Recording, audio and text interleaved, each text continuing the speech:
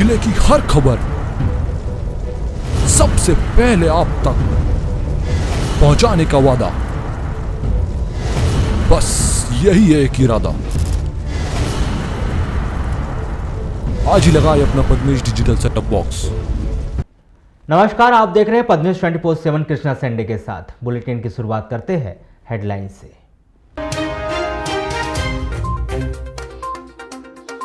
किन्नी, पानगांव, चीनी पंचायत की तरह खापा पंचायत में भी निर्विरोध निर्वाचित हुए सरपंच।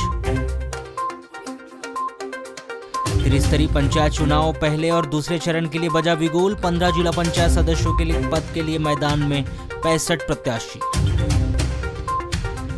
मध्य प्रदेश मानव अधिकार आयोग ने वन ग्राम बोदालझोला के ग्रामीणों की समस्या का लिया संज्ञान। जिले के जिम्मेदारों से मांगा जवाब। जैन संत अहिंसा के प्रेरक कुंज प्रवीण महाराज साहब का हुआ नगर में मंगल प्रवेश। जैन धर्मावलंबी ने किया भव्य स्वागत। पीजी कॉलेज अमानत में खयानत मामले पर संभाला एनएसयूआई ने मोर्चा। 10 दिनों का दिया अल्टीमेटम, कॉलेज बंदी की दी चेतावनी। एक युवक पर प्राणघातक हमला करने वाले पिता पुत्र को न्यायालय ने सुनाई 7 वर्ष की सजा।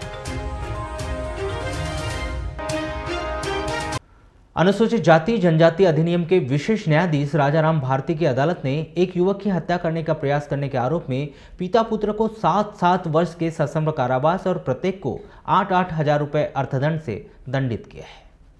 दोनों आरोपी शंकरलाल लसुनते 63 वर्ष और उसका बेटा लक्ष्मी प्रसाद लसुनते 25 वर्ष ग्राम बिरसोला थाना कटंगी निवासी है, जिनके विरुद्ध अपने गांव के अनुसूचित जाति के युवक प्रसिक उके की हत्या का प्रयास करने का आरोप था। अभियोजन के अनुसार 31 दिसंबर 2015 की रात्रि में प्रशिक उके छत्तीसगढ़ कार्यक्रम देखने के लिए ग्राम बिरसोला गया था। रात्रि 12 बजे करीब लता लसुनते ने अपने मोबाइल से प्रशिक के मोबाइल में फोन करके उसे अपने घर बुलाया। इसके बाद प्रशिक लता के घर गया। इस दौरान लक्ष्मी प्रसाद प्रशिक को बिरसोला चौक में लक्ष्मी प्रसाद ने पकड़ लिया और उसके बाद लक्ष्मी प्रसाद का पिता शंकरलाल लकड़ी लेकर आया और दोनों पिता पुत्र ने प्रशिक को लकड़ी से मारपीट कर उसे प्राणघातक चोट पहुंचाई। प्रशिक बेहोश हो चुका था, जिससे उसके पिता राजेंद्र ने डॉक्टर कोडवानी के अस्पताल तुमसर ले गए। 1 जनवरी 2016 को सुबह उन्हें चिकित्सालय में प्रशिक को भर्ती किया गया था। 1 जनवरी 2016 को प्रशिक के पिता राजेंद्र ने कटंगी पुलिस थाने में रिपोर्ट दर्ज की थी, जहां पर शंकरलाल और उसके बेटे लक्ष्मी प्रसाद के विरुद्ध अपराध दर्ज किया गया था। विवेचना के दौरान दोनों पिता पुत्र को इस अपराध में गिरफ्तार करने के बाद विद्वान अदालत में अभियोग पत्र पेश किया गया। ग्रामीण थाना क्षेत्र के अंतर्गत आने वाले ग्राम समनापुर से नेवरगांव रोड पर मोटरसाइकिल की ठोकर से एक युवक घायल हो गया। घायल युवक कमलेसुई के 19 वर्ष ग्राम नेवरगांव समनापुर थाना ग्रामीण निवासी को जिला अस्पताल से मेडिकल कॉलेज रेफर कर दिया गया है। प्राप्त जानकारी के अनुसार 22 दिसंबर की रात्रि 8:30 बजे कमलेश समनापुर से पैदल अपने गांव नेवरगांव जा रहा था। तभी नेवरगांव और समनापुर के बीच अज्ञात मोटरसाइकिल चालक ने कमलेश को ठोस मारकर फरार हो गया। मोटरसाइकिल की ठोकर से कमलेश घायल हो चुका था, जिसने घायल हालत में ही अपने पिता को फोन करके दुर्घटना होने के संबंध में जानकारी दी। तब परिवार के लोग मौके पर पहुंचे और घायल कमलेश को 108 एम्बुलेंस से जिला अस्पताल आकर भर्ती किया गया। जिला अस्पताल में प्राथमिक उपचार के बाद कमलेश को बेहतर उपचार हेतु मेडिकल कॉलेज रेफर कर दिया गया है। मध्य प्रदेश मानव अधिकार आयोग के माननीय अध्यक्ष न्यायमूर्ति नरेंद्र कुमार जैन ने बालाघाट जिले की एक बेहद ही मानवीय मुद्दे को संज्ञान लेकर संबंधितों से समय सीमा में जवाब मांगा है। आयोग ने मुख्य सचिव एवं गृह विभाग के अपर मुख्य सचिव से 1 माह में जवाब मांगा है कि बालाघाट जिले के दूरस्थ वन ग्राम बोदालझोला के ग्रामीण मूलभूत सुविधाओं के लिए तरस रहे हैं। यहां गांव तक पहुंचने के लिए पक्की सड़क भी नहीं है। गांव में विद्युत के खंभे तो लग गए हैं, लेकिन उनमें बिजली नहीं है। पेयजल की वर्षों से समस्या बनी हुई है। आलम यह है कि ग्रामीणों के आवेदन पर भी कोई सुनवाई नहीं हो रही है। मजबूरी में ग्रामीणों ने गाँव और अपना घर छोड़कर जंगल को ही अपना नया आशियाना बना लिया है। विडंबना देखिए कि मौजूदा समय में बेहद ही कड़ाके की ठंड पड़ रही है। ऐसी कड़कड़ाती ठंड में झोपड़ी के अंदर और बाहर जलती आग के सहारे ग्रामीण अपनी रातें गुजार रहे हैं। जानकारी के अनुसार किन्नापुर विकासखंड की ग्राम पंचायत बक्कर के अधीन वन ग्राम बोदालझोला में मूलभूत समस्याओं का अंबार लगा हुआ है। चारों ओर से पहाड़ियों से घिरा होने और गांव तक पहुंचने के लिए पक्की सड़क भी न होने की वजह से यहाँ न तो प्रशासनिक पहुंच अधिक है और न ही जनप्रतिनिधि इस गांव तक पहुंचते हैं। यहाँ के ग्रामीणों ने बताया कि समस्याओं का निराकरण नहीं होने पर वे अपने पुश्तैनी गांव को छोड़कर जंगल में निवास कर रहे हैं। वर्ष 2017 में भी उन्होंने जंगल में शरण ली थी, लेकिन वन अमले ने उन्हें वहां से भी भगा दिया था। इस पर वे पुनः बोदाल झोला पहुंचकर निवास करने लगे थे। उन्होंने बताया कि इस गाँव तक एम्बुलेंस भी नहीं पहुँचती, हेडपंप मटमेला पानी देता है और भी कई समस्याएं हैं। इसके लिए वे बोदाल झोला गाँव से विस्थापित होना चाहते हैं। इसके लिए कई बार आवेदन भी कर चुके हैं, लेकिन अभी तक समस्या जस की तस बनी हुई है। मामले को संज्ञान में लेकर मध्य प्रदेश मानव अधिकार आयोग ने मुख्य सचिव मध्य प्रदेश शासन, अपर मुख्य सचिव मध्य प्रदेश शासन, गृह विभाग, मंत्रालय भोपाल सहित कलेक्टर बालाघाट एवं मुख्य कार्यपालन अधिकारी जिला पंचायत बालाघाट से 1 माह में तथ्यात्मक जवाब मांगा है।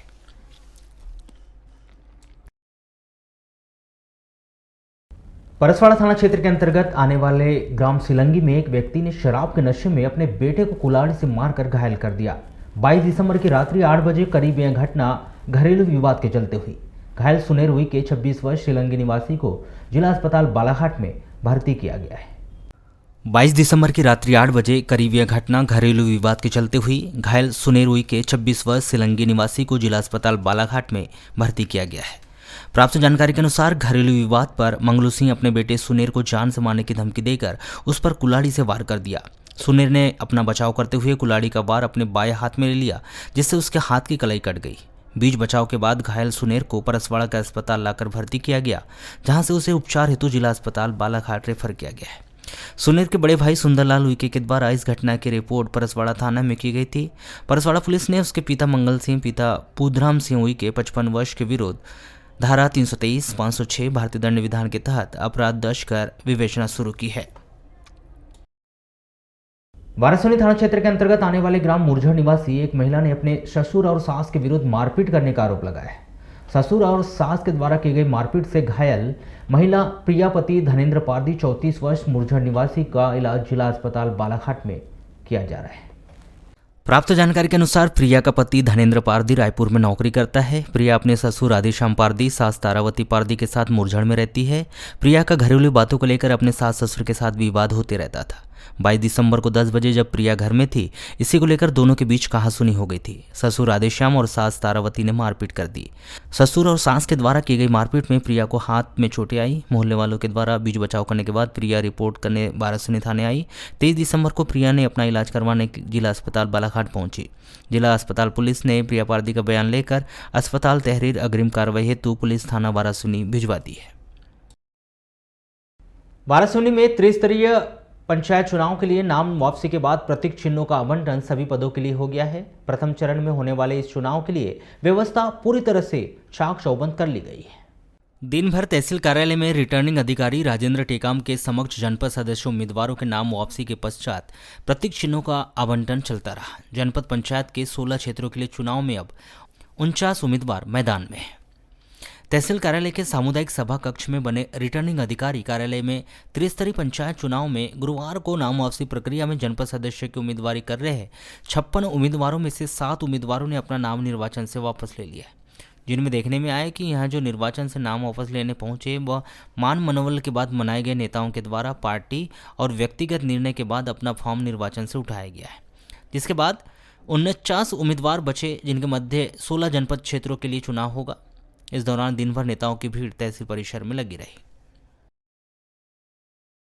ऑनलाइन आइटम परचेसिंग की लगातार बढ़ती जा रही मांग को देखते हुए बड़े मेट्रो सिटी की तर्ज पर बालाघाट में भी मोबाइल ऐप के माध्यम से फूड आइटम सहित विभिन्न सामग्रियों की घर बैठे ऑनलाइन शॉपिंग सुविधा मिल गई है, जिसके माध्यम से न सिर्फ विभिन्न प्रकार के पकवान बल्कि किराना, दवाई, इलेक्ट्रॉनिक आइटम सहित अन्य वस्तुओं पर खरीदी महज एक क्लिक के माध्यम से लोगों को मिलने लगेगी।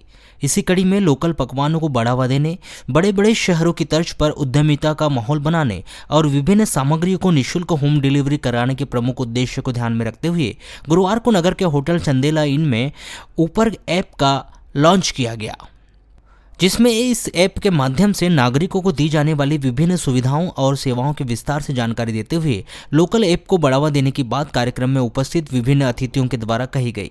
वहीं उपस्थित जनों ने ऊपर ऐप से मिलने वाली विभिन्न सुविधाओं की जमकर सराहना भी की।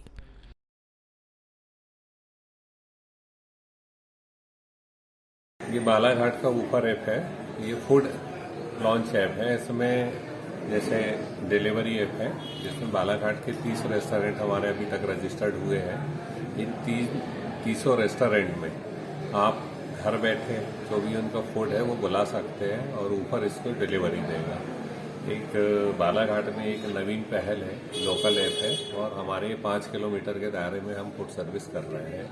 इसमें हमारे ऊपर के जो राइडर हैं, करीब 10 राइडर हमने अभी भर्ती किया है और जो समय पे आपको फूड डिलीवरी करेंगे। ओनली फूड के लिए ही रहेगा या और भी चीजें इसमें शामिल अभी होंगी? हम लोग फूड डिलीवरी पे काम कर रहे हैं, बाद में इसमें ग्रॉसरीज और फार्मेसी जोड़ेंगे। 3 महीने फूड डिलीवरी पे काम कर रहे हैं। जैसा कि ये इस तरह से कंपटीशन में मार्केट में जोमेटो और स्विगी जैसी बड़ी कंपनी भी है, तो किस प्रकार ग्राहकों को डिस्काउंट देके इस ऊपर ऐप को आप एक ऊंचे स्थान पर पहुंचाएंगे? जोमेटो और स्विगी अभी बालाघाट में काम कर रही है, क्योंकि ऊपर ऐप बालाघाट का लोकल ऐप है तो इसका प्रतिसाद हम लोगों को अच्छा मिलेगा और इसमें हमने डिलीवरी फ्री रखा है अभी। और जो रेस्टोरेंट्स में जो चार्जेस हैं वो भी ऊपर ऐप के अभी दूसरे ऐप से कम है। शासन के द्वारा संचालित विभिन्न जन कल्याणकारी योजनाओं का लाभ लोगों तक पहुंचाने के लिए आपकी सरकार आपके साथ अभियान की शुरुआत 22 दिसंबर से की गई है, जिसके तहत 3 जनवरी 2022 तक नगरीय क्षेत्र के समस्त वार्डों में नगरपालिका के कर्मचारियों के द्वारा शिविर लगाकर योजनाओं की जानकारी लोगों को दी जा रही है। योजनाओं का लाभ देने हितग्राही वार्डवासियों से आवेदन फॉर्म भरवाए जा रहे हैं, जहां दावा किया जा रहा है कि फॉर्म भरने वाले हितग्राहियों को विभिन्न योजनाओं का लाभ दिया जाएगा। लेकिन सरकार के द्वारा चलाए जा रहे इस अभियान पर अब सवाल उठने लगे हैं, जहां न सिर्फ वर्तमान पार्षद इस अभियान पर सवाल उठा रहे हैं, बल्कि हितग्राही भी अब इस योजना पर सवाल उठाते हुए शिविर का लाभ नहीं मिलने की बात कर रहे हैं। शायद यही वजह है कि नगर के समस्त वार्डों में लगाए जा रहे शिविर में काफ़ी कम वार्डवासी पहुंच रहे हैं। कुल मिलाकर कहा जाए तो नगर पालिका के द्वारा शासन की योजनाओं का लाभ लोगों तक पहुंचाने के लिए लगाए जा रहे हैं शिविर महज एक दिखावा बन गया है, जिसका लाभ लोगों को नहीं मिल पा रहा है। शहर के वार्ड नंबर 5 सरेखा निवासी बताते हैं कि इसके पूर्व में उनके वार्ड में ऐसे कई शिविर लगे हैं जिसका लाभ उन्हें आज तक नहीं मिला।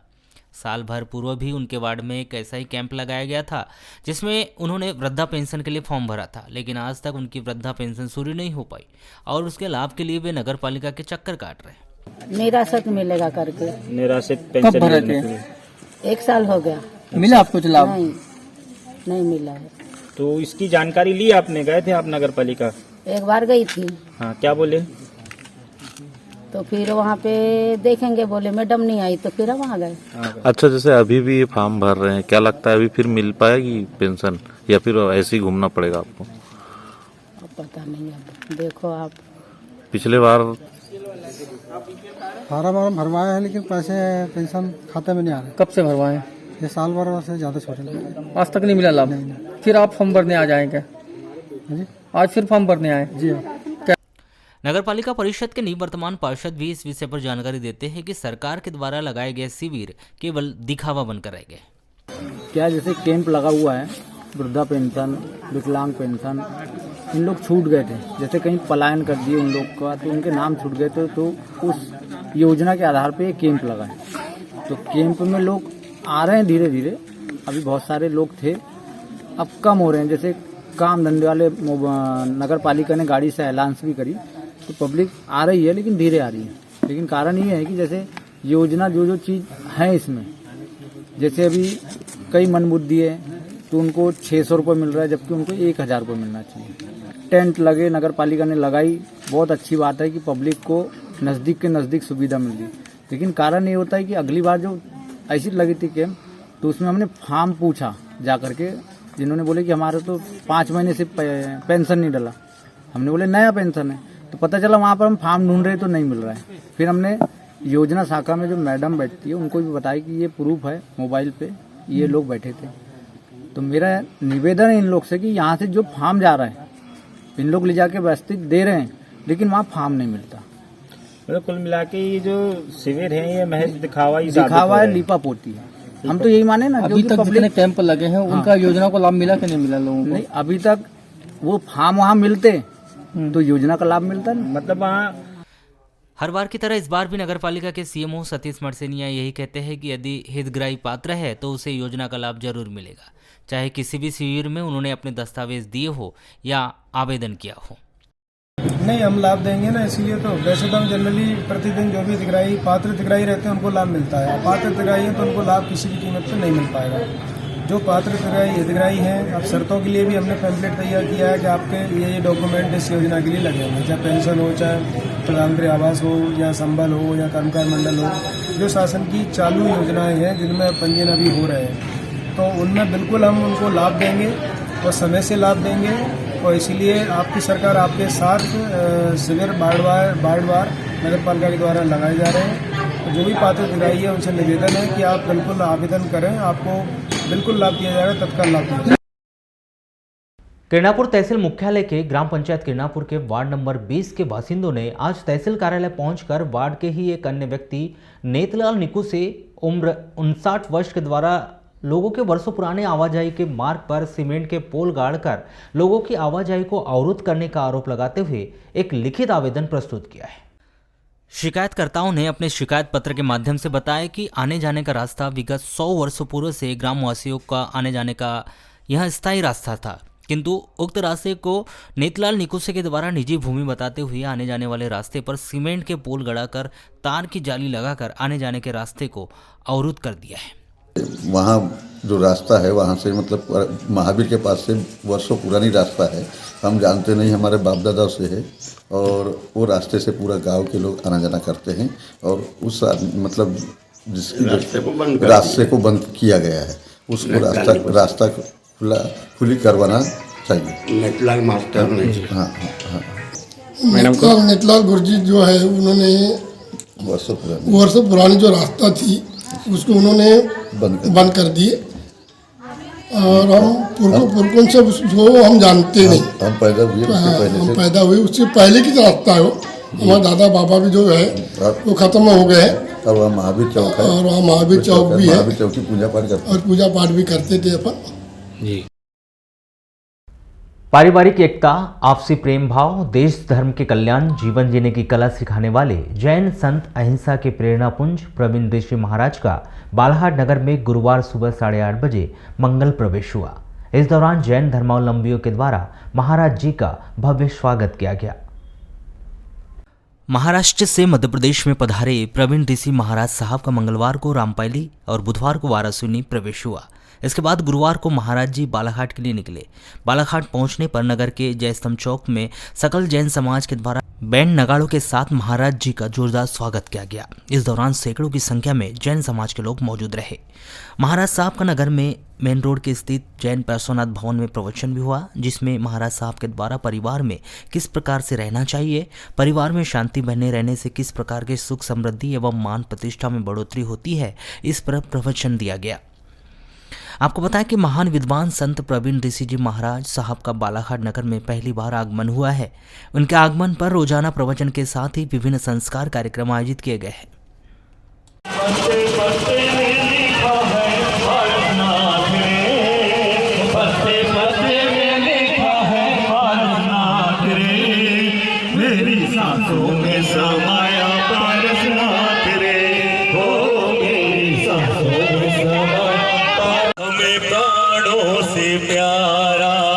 मंत्री नवकार हमें प्राणों से प्यारा, ये है वो जहां हो नागेश्वर में था जैसे